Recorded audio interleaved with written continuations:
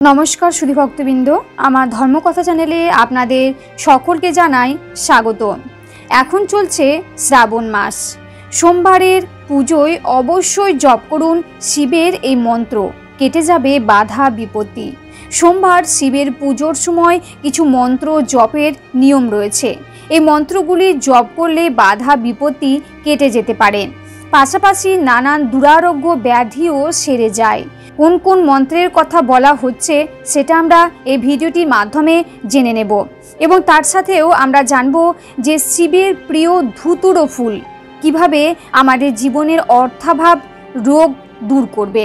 তার আগে এই ভিডিওটি যারা দেখছেন যদি ভালো লাগে তাহলে অবশ্যই একটা লাইক করবেন এবং যদি চ্যানেলে নতুন হয়ে থাকেন তাহলে প্লিজ চ্যানেলটি সাবস্ক্রাইব করে পাশে থাকবেন। আসুন জেনে নেওয়া যাক। সোমবার দিনটি শিবকে সমর্পিত। এই দিনে শিবের পুজো ও মন্ত্র জপ করলে মহাদেবের বিশেষ আশীর্বাদ লাভ করা যায়। শাস্ত্রমতে সমস্ত দেবদেবীর মধ্যে সবচেয়ে সহজ ও সরল স্বভাব শিবের, তাকে শীঘ্র তুষ্ট করা যায়। পুরাণ অনুযায়ী সোমবারের শিব পুজোয় কিছু মন্ত্র জপ করা অত্যন্ত শুভ। এর ফলে ভোলানাথের আশীর্বাদ সবসময় আপনার মাথায় থাকবে। সোমবার কিছু বিশেষ মন্ত্র জপ করে নীলকণ্ঠের আশীর্বাদ পেতে পারেন। এই দিনে কি কি মন্ত্র জপ করবেন সেটা আমরা জানব। শিবের মন্ত্র এক হচ্ছে শিব নমস্কার মন্ত্র। শিবকে তুষ্ট করার জন্য পুজোর আগে এই মন্ত্র জপ করুন। মন্ত্রটি হলো শম্ভবায় চ ময়োভাবায় চ নমঃ, শঙ্করায় চ মহেশ্বরায় চ নমঃ, শিবায় চ শিবতরায় চ, ঈশানঃ সর্ববিদ্যানামীশ্বর, সর্বভূতানাং ব্রহ্মাধিপতি মহির্বন্নধপতি ব্রহ্মা, শিব মে অস্ত সদা শিবম। 2 নম্বর হচ্ছে পঞ্চাক্ষরী মন্ত্র। এটি শিবের সবচেয়ে শক্তিশালী মন্ত্র। শ্রদ্ধা ভরে এই মন্ত্র জপ করলে সমস্ত সংকট কেটে যেতে পারে। মন্ত্রটি হলো নমঃ শিবায়। ওম নমঃ শিবায় শিবের স্বরাক্ষরী মন্ত্র। 3 শিব নামাবলী মন্ত্র। শাস্ত্রমতে সোমবারে শিবের পুজো করার সময়ে নামাবলী মন্ত্রের জপ সবচেয়ে বেশি কার্যকরী ও ফলদায়ী।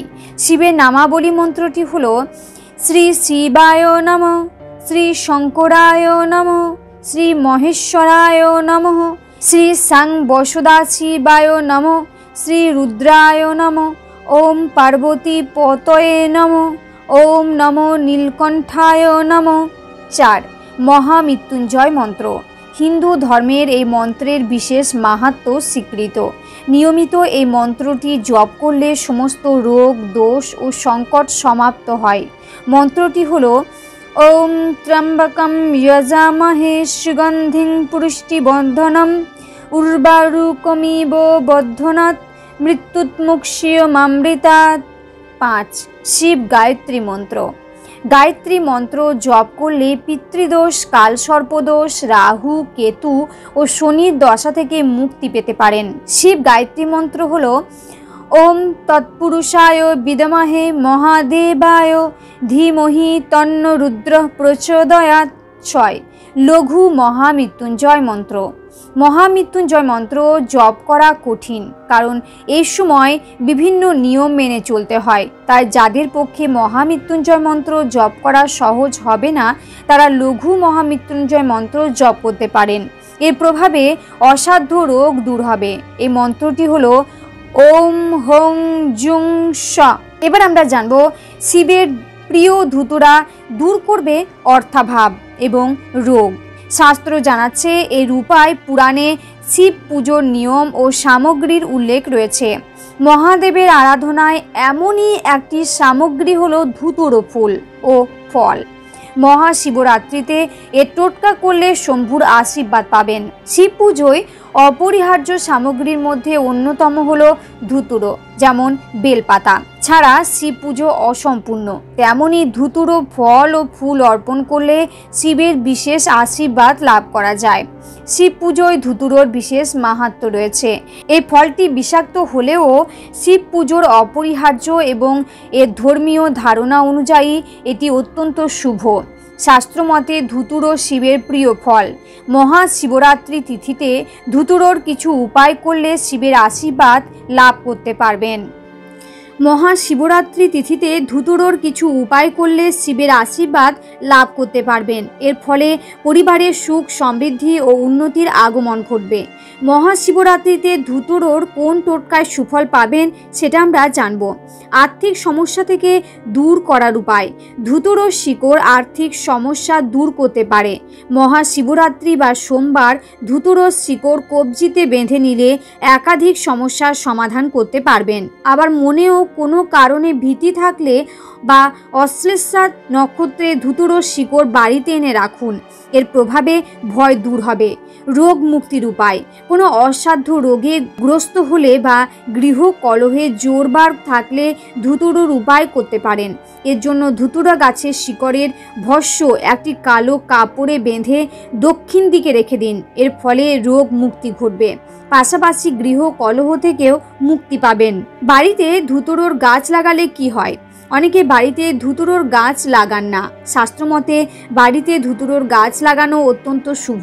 এটি শিবের অত্যন্ত প্রিয়। বিশেষত কালো ধুতুরোর গাছ আরও শুভ ফল প্রদান করে।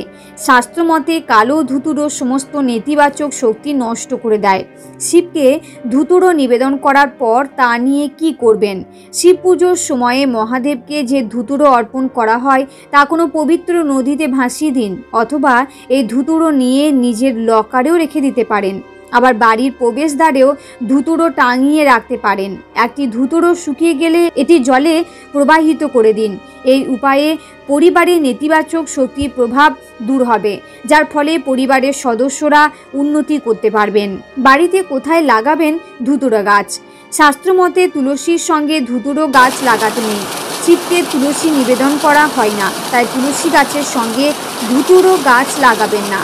বাড়িতে ধুতুরো গাছ লাগানোর পরিকল্পনা করে থাকলে তা পূর্ব দিকে লাগান। শাস্ত্রে এই দিককে শিবের দিক বলা হয়ে থাকে। এই দিকে বসেই শিবের আরাধনা করা হয়। এই ভিডিওটি এখানেই শেষ হলো। এই ভিডিওটি দেখে কেমন লেগেছে সেটা অবশ্যই কমেন্টে জানাবেন এবং কমেন্টে লিখবেন জয় শিব শম্ভু। সকলেই ভালো থাকুন, সুস্থ থাকুন। নমস্কার।